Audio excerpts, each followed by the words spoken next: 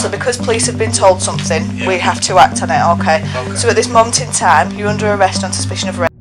You do not have to say anything, but it may harm your defence if you do not mention when questioned something which you later rely in court. Time's 9:47, okay? I'm arresting you for on suspicion of the following. Child under 13, sexual assault, child under 13. Meet Corey Barrett, 24, from Wigan, Greater Manchester. And meet his shithole of a home located in Blackrod near Bolton, Greater Manchester, since this is mainly where, from 2016 to 2018, he, along with 9 other men, all hailing from Bolton or very nearby, used to lure underage girls and then SA them. Now viewer, if I've got you hooked on the story so far, do subscribe, give the video a like, drop a comment when you're ready and donate. Hit the thanks button below, I'll appreciate you.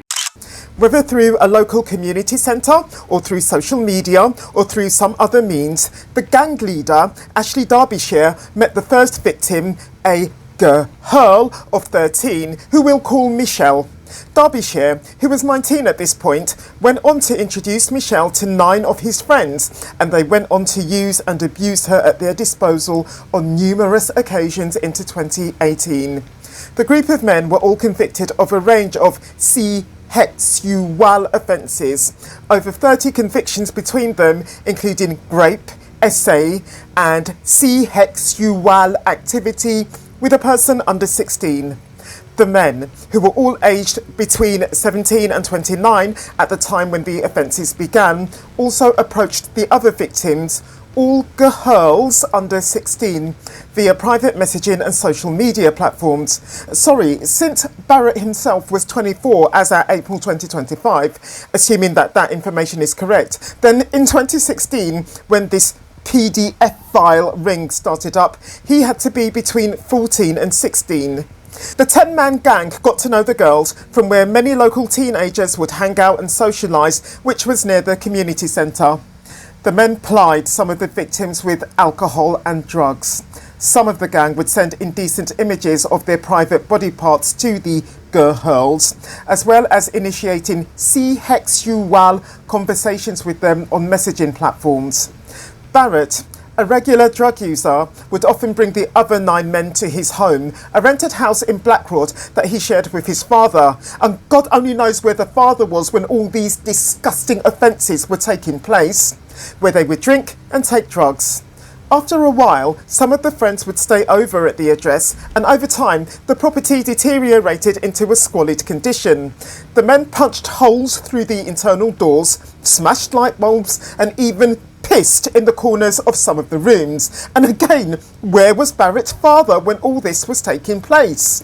The property was usually strewn with empty beer cans and cigarette stubs. There was graffiti on the walls, and the stained mattress came with an equally putrid duvet. Then, on the 17th of June 2018, gang member X, because I don't know which one of them it was, messaged a victim to come over to an address in Blackrod. I don't know if this was Barrett's home or someone else's. When the 15-year-old, who we'll call Emma, turned up, X, who was heavily under the influence, didn't get very far with her in the car that they both got into before he crashed into a row of parked vehicles. The impact set the airbags off, and this caused a cut to Emma's eye. On waking up for school the next day, Emma's eye was badly swollen. She initially told her mother and teachers at school that she had fallen out of bed when they asked her what had happened to her. Her friends, however, became suspicious and told teachers of their concerns, which led the victim to confess, and that led to the other victims coming forward. The police were then notified and an investigation was launched. So because police have been told something, we have to act on it, okay? So at this moment in time, you're under arrest on suspicion of rape. You do not have to say anything, but it may harm your defence if you do not mention when questioned something which you later rely in court, and anything you do say may be given in evidence, okay? We're going to be taking you into custody because we believe that there's a vulnerable person that needs to be protected, okay? The case only reached the end of its journey through the criminal justice system some 7 years later, however, the reasons for which I simply can't say. The sentencing process for the 10 perpetrators, which followed the 3-month trial that took place at Liverpool Crown Court, was completed on the 29th of April 2025. Derbyshire, the ringleader, aged 28 as at April 2025, got 15 years. In a harrowing victim impact statement, Michelle, the man's first victim, told the court that she would rather be dead than deal with all her mental torture. Of Derbyshire's 4 other victims, one included a 15-year-old that he raped before tying her up and then letting another perpetrator rape her as well. Despite being the ringleader, Derbyshire didn't get the longest sentence of the 10 PDF files involved. Neither did Richard Haslam, aged 36, who got 16 years. For his own numerous acts of rape and essay against underage girls, Jack Paulson, 32, got 17 years, and that was the longest sentence. Corey Barrett himself got 12 years. Brandon Jacob Harwood, 25, 10 years. Daniel Flatters, 34, 7 years. James Fitzgerald, 36, 5.5 years. Ross Corley, 36, 2 years and 4 months. Elliot Turner, 36, 2 years. Harvey Aspden, 25, 15 months suspended for 2 years plus 200 hours of unpaid work. All 10 fuckers have to sign the SHEX offenders register. All 10 fuckers belong in hell. The sick and twisted crimes of 28-year-old Conor Cashmore, who comes from Worcestershire, West England, were branded one of the worst set of child SA cases that investigating police officers had ever encountered. Cashmore's first arrest came on the 9th of September 2024 after police were tipped off that he was linked to a PDF file ring. His rap sheet included SA of a person under the age of 13 engaging and inciting a very, very young person into sexual activity and making and distributing indecent images of very, very young people. This last indictment bringing to mind the case of ex-BBC News anchor Hugh Edwards, no doubt. After both seizing and searching Cashmore's devices, police discovered evidence of his acts of SA, which he was filming and then sharing online with other members of the you-know-what file ring. I am unable to say how the perpetrator was getting his victims into his control.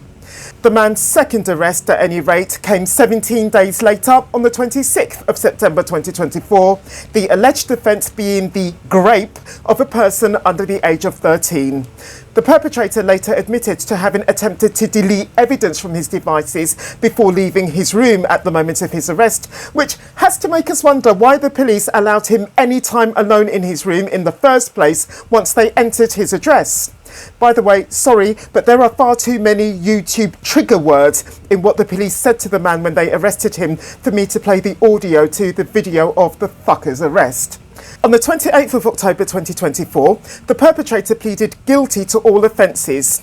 Detective Sergeant Thomas Birchley of West Mercia Police said Cashmore had caused, quote, unimaginable suffering, unquote, and stressed further that, quote, this was one of the worst cases of SA that many of us have ever been involved in, unquote.